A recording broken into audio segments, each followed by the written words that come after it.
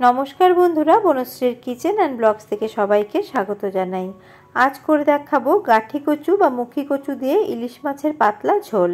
এটা নতুন কোনো রান্না নয়, অত্যন্ত পুরনো একটি রান্না।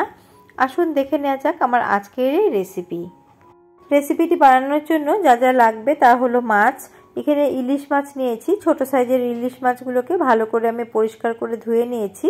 এখানে 4 পিস মাছের মধ্যে আমি নুন অলরেডি দিয়ে রেখেছিলাম। এখন দিয়ে দিলাম হলুদ পরিমাণ মতো। খুব ভালো করে মাছের গায়ে হলুদ এবং নুন ভালো করে আমি মাখিয়ে নেব। এইভাবে মাখিয়ে মাছগুলোকে আমি মিনিমাম 10 মিনিটের জন্য রেখে দেব। এইভাবে রেখে দিলে কিন্তু মাছের মধ্যে ভালো করে নুনটা যাবে, খেতেও ভালো লাগবে। মাখা হয়ে গেছে, এগুলোকে আমি এখন রেস্টে দিয়ে আমি আর যা যা লাগবে তা আমি দেখিয়ে দিচ্ছি। আর নিয়েছি আলু এবং গাঠি কচুর খোসাটাকে ভালো করে ছাড়িয়ে 4 ফালা করে নিয়েছি। আর দেখুন এইভাবে 4 ফালা করে নিলে কিন্তু সেদ্ধ তাড়াতাড়ি হয়ে যাবে। আর একটা ছোট সাইজের আলুকেও আমি 4 ফালা করে নিয়েছি। এগুলোকে ভালো করে ধুয়ে নিয়েছি। এবার মাছ ভাজার জন্য গ্যাসের মধ্যে কড়া বসিয়ে সর্ষের তেল গরম করে নিয়েছি আগেই। এবার মাছগুলোকে ভেজে নেব।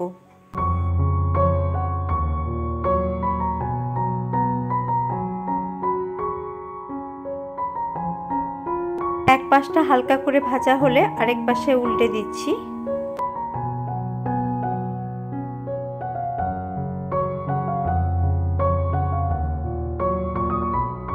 ইলিশ মাছ হালকা ভাজলেই ভালো লাগবে, তার জন্য আমি গাদার টুকরোগুলোকে হালকা করে ভেজে তেলটা ঝরিয়ে তুলে নিচ্ছি।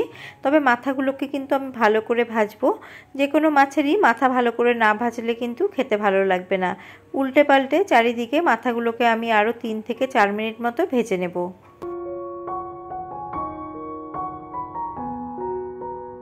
মাথা দুটোকে ভালো করে ভেজে আমি তুলে নিচ্ছি। এই তেলের মধ্যেই কিন্তু রান্নাটা হয়ে যাবে। এই তেলের মধ্যে আমি দিয়ে দিচ্ছি একটা শুকনো লঙ্কা ফাটিয়ে, আর দিয়ে দিচ্ছি হাফ চা চামচ 5 ফোড়ন। কয়েক সেকেন্ড ফোড়নটাকে ভালো করে ভেজে নেব।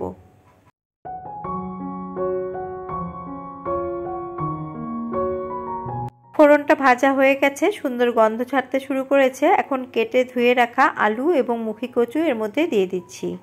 সামান্য হলুদ এবং সামান্য লবণ দিয়ে আলু এবং মুখী কচুগুলোকে ভালো করে ভেজে নেব।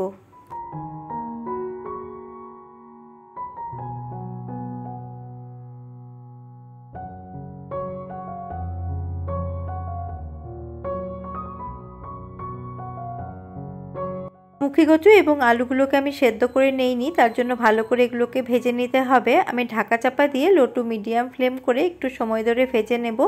এখানে আমি হাফ চামচ করে নিয়েছি লঙ্কা গুঁড়ো, হলুদ গুঁড়ো এবং জিরে গুঁড়ো। কিছুটা পরিমাণ জল দিয়ে এগুলোকে আমি ভালো করে গুলে রাখবো। এইভাবে গুলে যদি রান্না করা যায় তাহলে কিন্তু রান্নার স্বাদটা খুবই ভালো হবে। এইভাবে গুলে রান্না করলে কিন্তু অনেকটা বাটা মশলার মতোই স্বাদ পাওয়া যাবে। আর এদিকে আমি ঢাকা খুলে একটু দেখে নিচ্ছি ভালো করে ভাজা হলো কিনা।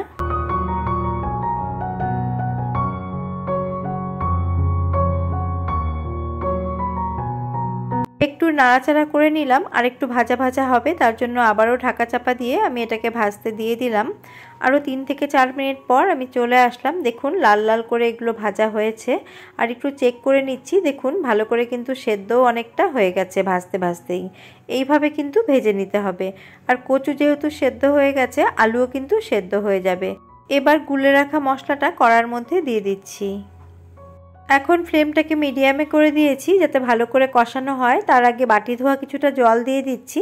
জল দিয়ে খুব ভালো করে কষে নিতে হবে যতক্ষণ না মশলা থেকে তেলটা ছেড়ে আসছে।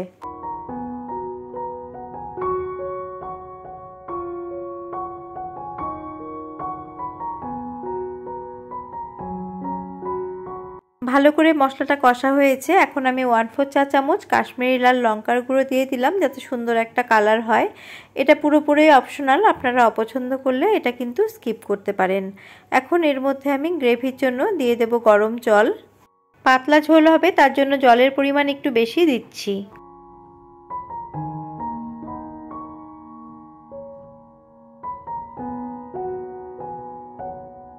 আলু এবং কচু ভাজার সময় সামান্য লবণ দিয়ে ভেজেছিলাম। এখন পরিমাণ মতো লবণ দিয়ে আমি গ্যাসের ফ্লেমটাকে লো করে 4 থেকে 5 মিনিটের জন্য ঢাকা চাপা দিয়ে রান্না হতে রাখলাম। ফিরে এলাম 4 থেকে 5 মিনিট পর। এখন আমি চেক করে নেব আলু এবং কচু কতটা সেদ্ধ হলো।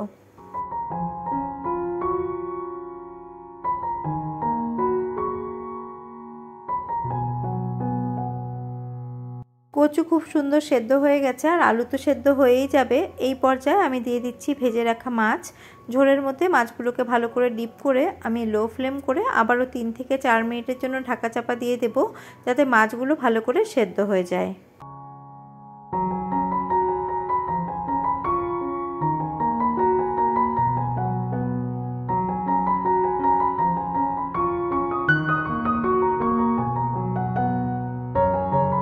রান্নাটা আমার প্রায় কমপ্লিট হয়ে এসছে। এই পর্যায়ে আমি নুনটা চেক করে নিচ্ছি। আর একটু নুনের প্রয়োজন, তার জন্য আমি আরেকটু নুন এর মধ্যে অ্যাড করে ভালো করে মিশিয়ে নিচ্ছি।